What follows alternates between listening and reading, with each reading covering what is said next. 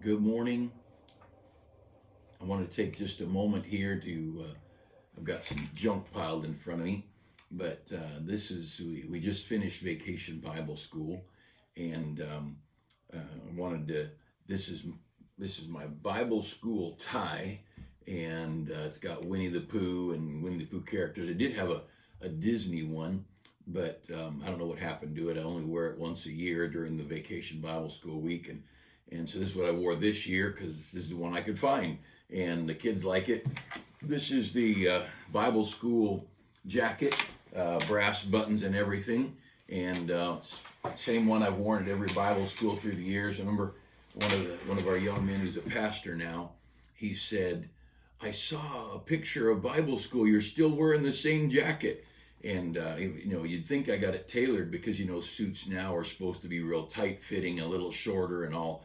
And I didn't tailor it. I just gained weight, and now it's tight fitting and a little shorter.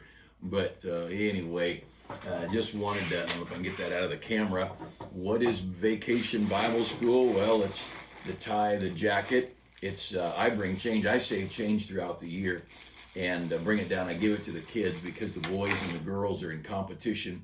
Who can raise the most money for the missionaries? And you'll hear in church or somewhere how much money they raised. And again, we didn't have Vacation Bible School last year. This year, there's still some folks who are not real comfortable sending their kids out on a bus, and most of our kids whose parents come were at Bible school. We had a lot of visitors, but so I don't know what our attendance is or what our offering was, but 2 years ago, I want to say that the kids brought in $1,500 worth of change. Is great. And that goes to a mission project. We let the kids give it to missionaries, whatever it might be. But anyhow, so I want to encourage you to start saving some change and take some time to put away your change. I try to. I'd probably save 90% of my change in the course of a year. I'll put it in my ashtray in my truck, or I'll put it in my desk. I've got a cup in my study at home, and then I've got a big jar at the counter at home. I put in it, and depending on life and how I spend my money and stuff, there'll be quite a bit of money in there. I don't know, several $100s, I'm sure, and I divided up among the grandkids. Well, this year there was only the two girls going to Bible school, and so my money got weighted to the girls' side because the girls and the boys are in competition. If I can find a way to get a couple of pictures on here so you see a picture to a Bible school, I'll do that. I'm not sure if I can get that done, but I'll give it a shot, especially for those of you who are out of town. But the Lord has a real heart for children.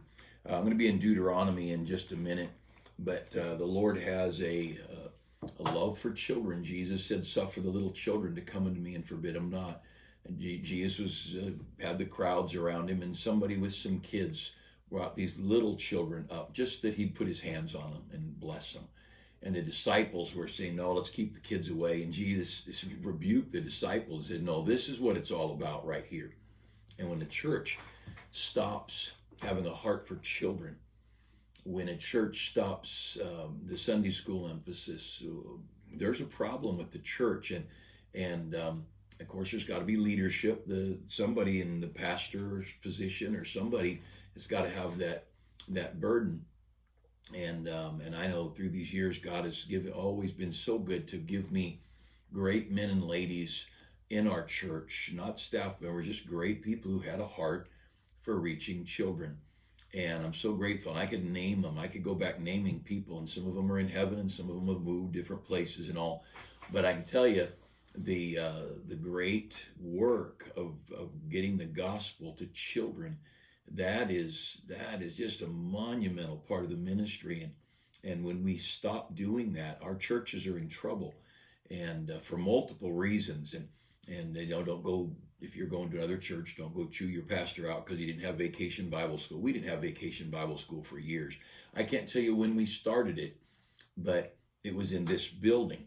And so that was about 17 years into our church, if I remember right. I am terrible with dates and numbers, and so if I give you a different number tomorrow, don't hold me to it. But we were in this building, and I know we were 5 years in a rented building. We were 10 years in a tent, or 9.5 years in a tent, and on and on. So but sometime in this building we started having vacation Bible school. We never had it in the tent that I remember. I don't think we did, but and so everybody's got to do what they need. But I'll tell you about children. Our first Sunday, I took twice 2 loads in my car. People I met while I was out knocking on doors. I knocked on doors for 6 weeks before our first service, just meeting people. And then anybody that was friendly, I'd go back and see them again the next week and the next week. So if I met you on the first week, you got 6 visits before the first day of our church. If I met you on the 6th week, hopefully you came to church. But I remember there was a boy, I don't know how old, I'm going to say 10, and his twin sisters that were a little younger than him, 7, 8, 9, something like that. And for our first service, I went and picked them up and brought them to church. And then there was a man and his wife, and they're a couple of children, I think 2 children. I went and picked them up and brought them to church because they didn't have a ride, they didn't have a car. And then I picked up a couple, and he came to church basically because you can't even imagine how small this area was when we started the church, but the courthouse was in Riverside, and he had to see his parole officer in Riverside. He didn't have any money for a bus ticket. I said, look, you on Monday. And so I said, you come to church with me on Sunday, I'll give you money for a bus ticket on Monday. And so he came to church just for the money for a bus ticket. And so I picked him and his girlfriend up and brought them to church. And he's the guy who ended up walking the aisle that first Sunday and trusting Christ as Savior. And anyway, but we've been bringing kids to church from the very first Sunday because children matter. And we have a heart, a love for kids. And I'm grateful for the people who invest their time in children. And it's expensive, and there's difficulties that come with it. But Christianity was born on a cross, and we can't allow ourselves to get thinking that all be in church or all be somehow serve in the ministry or all do something at my church as long as it doesn't cost me anything. Christianity and the word cost are arm in arm. They're hand in hand. You can't think you're going to serve the one that this world crucified and preach a book that they've hated and burned from the beginning, and you can't expect to be on that team and not have some price tags. It'll cost you your free time. It'll cost you your money. It'll cost you your reputation, perhaps, whatever it is. I know people, I think about General Flynn clear back when President Trump was first put in the White House, and all that General Flynn went through. 2 years, I think he was in jail just for running around and being on the team, the Trump team. And part of that, I don't know if you call it the administration, 2 years in jail. And I don't know if anybody what could they give him back? But whoever put him there, they ought to be in jail. And yet, that didn't happen. But I think if people are willing to be inconvenienced or pay a price or even hurt physically or whatever for a shallow cause like a political campaign, what should you and I do for Christ? I just think we need to love God and love the work of God and the people. And churches ought to have ministries reaching young people, because if we don't reach young people, we're not going to have the church in the next generation. I preached for a young man. I'm going to say it was a 5 to 10 year old church, probably 10-year-old church. They'd gotten a building, and we helped start the church in another area. And they bought a building, and they had a good congregation. I said I'd preach for them on a Sunday if he wanted, and so I went over and took a Sunday off our church and preached there. And nice buildings and a good-sized congregation. I'm going to say 50 to 100. I'm terrible with numbers.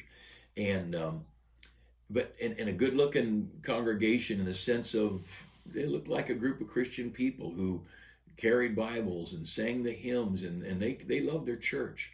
And but there was no Sunday school. There were almost no children, and only 1 or 2 teenagers. And I thought, this is not good. This is a great congregation. They're all going to get old and die. And somebody better reach couples, and somebody better reach children. And it's none of my business, not my church. I didn't say a word. I enjoyed the fellowship. I enjoyed the morning there. Very gracious, receptive people. Great pastor and family. But leaving, I just heard a little bit for the children in that community that nobody yet had picked up the baton of ministering to kids. When COVID hit last year and basically closed down our buses, and we did it by choice because we didn't know. The first few weeks when the COVID scare went up, we were willing to admit there could be something. After a while, we realized this is nonsense. This is highly overrated, and 99% survival rate is nothing to panic and ruin your world over. And but it was something, and we didn't know what it was. And of course, by that time, the public schools were closed down, no buses, no city buses, and we thought, well, we better at least do diligence, at least look around. But it wasn't long before we started having services in the parks. Why? Because children need Jesus. Children need fellowship.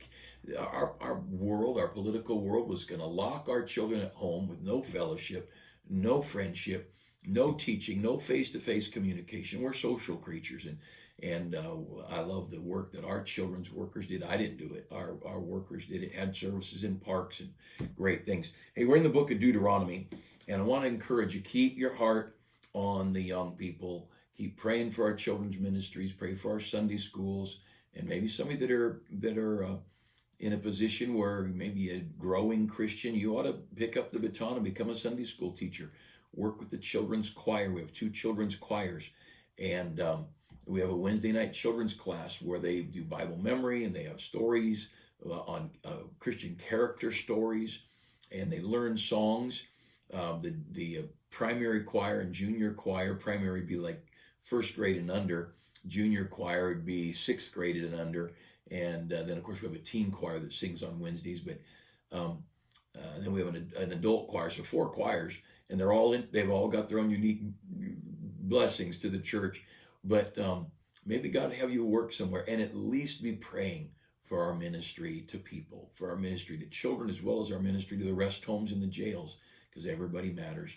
And so anyway, I brought my jacket and tie just to remind you to think about it. That tie will be it'll be sent to the dry cleaners, put on left the bag on it, and it'll sit on the shelf until next year's Bible school, and hopefully the Lord lets us have another one, and hopefully I'll be able to fit the jacket. But if I go to heaven first, somebody can get their own jacket and tradition starting, or they can wear mine.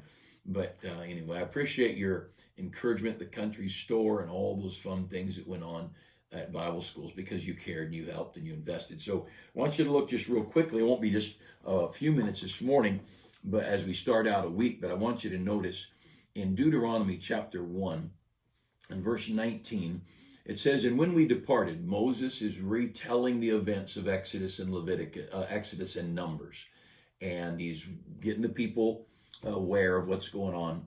And he's reminding them, this is a young generation. Remember, all the people over 20 years old died in the wilderness. And so this new group had to have the story retold, be reminded of some things. And in verse 19, and he said, "And when we departed from Horeb, we went through all that great and terrible wilderness, which you saw by the way of the mountain of the Amorites, as the Lord our God commanded us. And we came to Kadesh Barnea." And so he describes it in verse 19 as a great and terrible wilderness. Now they're dead center in the will of God, but a great and terrible wilderness. And sometimes God leads us down some very difficult roads. And you might say, why would God do that? Well, there's a lot of reasons, but go over to chapter 8, Deuteronomy chapter 8, and God gives us at least one reason why there are some great trials that God leads us through, and why God does some of these things. And so let me just read a verse here. Look at verse 15.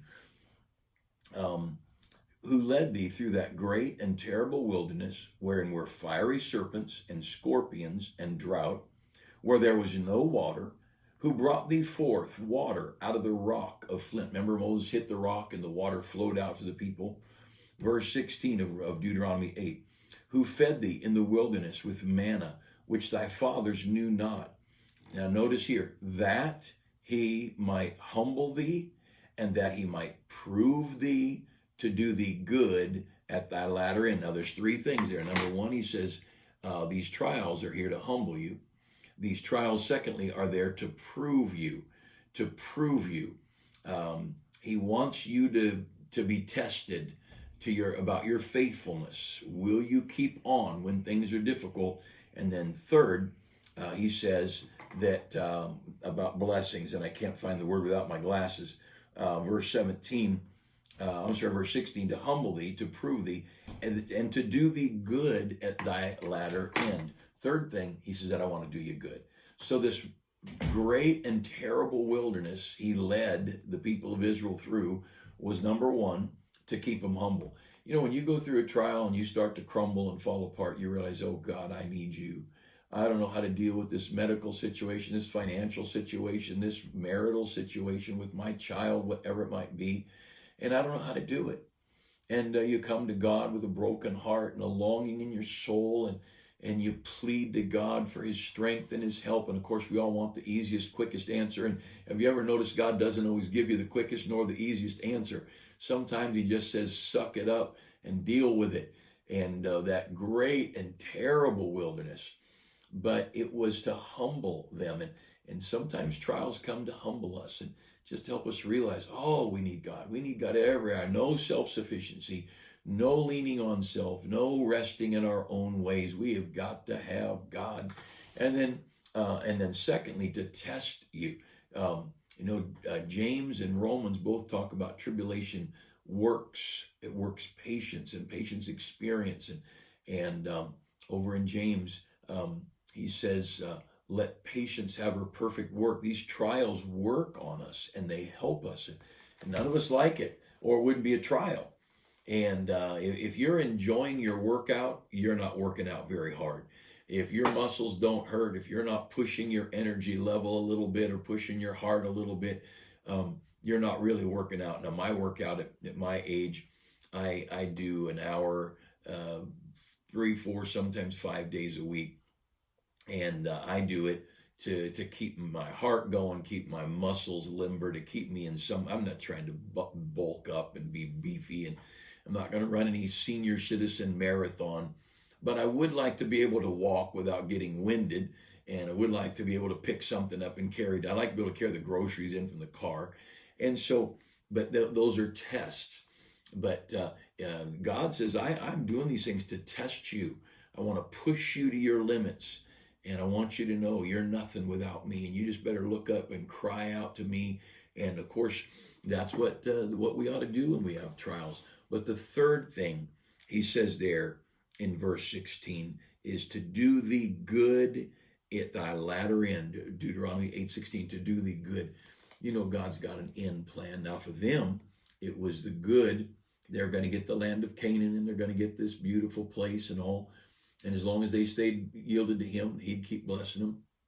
For us, our happily ever after is not on this earth. Now, there are good things we enjoy. Oh, let's don't grumble. We've been so blessed. But the good is yet to come. The good, the rewards, the blessings of the Christian life. You live for God. And I promise you, the bank accounts in heaven are being filled up on your account. Now, you want to get out of church, you want to get away from God, you want to get bitter, ugly, you want to throw in the towel, that's fine. If you're saved, you'll still be in the same heaven I'm in. But you know what? I don't just want to be in heaven. I want some of the blessings and the rewards, and I want some of the riches that come with serving God. And that's not a lesson on the end times. I'm doing some of this on Sunday mornings in the 10:30 service, the morning church service, if you'd like to come. But understand this. Trials come, and God said back there where we were a minute ago in chapter 1 verse 19, he called it the great and terrible wilderness. And I know some of our dearest friends are going through some great and terrible trials, watching a parent nearing death, watching their own body slowly deteriorating and the doctors not having answers, struggling with this problem or that problem. And I just hurt for people. I think, God, I'd sure like to see them well. And heaven is a great place, but it seems God stretches the journey out and makes the last hours or days or months or years so long. And thought of going to heaven, Taliban style, not so bad. Chop my head off. I get everybody gives me some attention. Of course, I don't know it because I'm gone, but I go instantly to heaven. It's that being in a POW camp for 2 or 3 years and being tortured regularly and having your body reek and with pain and your emotions unstable, and that's hard. And but God said, I led you through that great and terrible wilderness. And we read over there. Go back, if you would, to chapter 8, where I was a minute ago. And just real quick, look at the things in verse 15. Fiery serpents, scorpions, drought, no water. And that was a hard time in their lives. But God was right with them. And so I want to encourage you today, let's stay faithful to God. Let's keep doing the right thing. And we may do the right thing with a tear in our eye. We may do the right thing with a sick stomach. We may do the right thing not knowing about tomorrow. You know, it's so good. We have the kids sing, my Lord knows the way through the wilderness. All I have to do is follow. Oh, that's a hard song to live. Easy to sing, hard to live. And we know that God has everything under control and all. Oh, that's great. The kids, the teenage choir sang the other day, my life, Lord, is yours to control. I give you my heart and my soul. Oh, that's a great song, but it's hard to live, isn't it? To just yield our lives, Romans 12, to present our bodies a living sacrifice. Man, those are difficult hours. So let's just trust him, love him, and let's work and never doubt. You've got a God who cares. If you've trusted Christ as Savior, you put your faith in him. You just read your book, be in church every time you can, and listen to the preaching. If you can't, your health won't let you get out to church. Thank the Lord we're in a day of technology where you can listen online or watch it online. And pray for God's blessing. Hey, hope you have a great day. Ask God's blessing on this week. And we need God to do some great things here at our church. We're looking to God to do some special things. Would you pray for our church, for your church, all of you who are watching from other churches, but you from our church, take time to pray. Let's ask God to do some great things here that would bring him much glory. And we want people saved. I got a note here on my desk. One of our young people want me to fill out a reference form for them. They're going to a Christian college. And then there's another note here. One of our young people graduated from Christian college, and now they're praying about going to law school. And I said, do you know how many jokes there are about attorneys? He said, yes, they're endless. And I said, man, that's a hard road to go down. But God's been awful good to us, and we're so blessed. Hope you have a great week. Thanks for spending a few minutes together.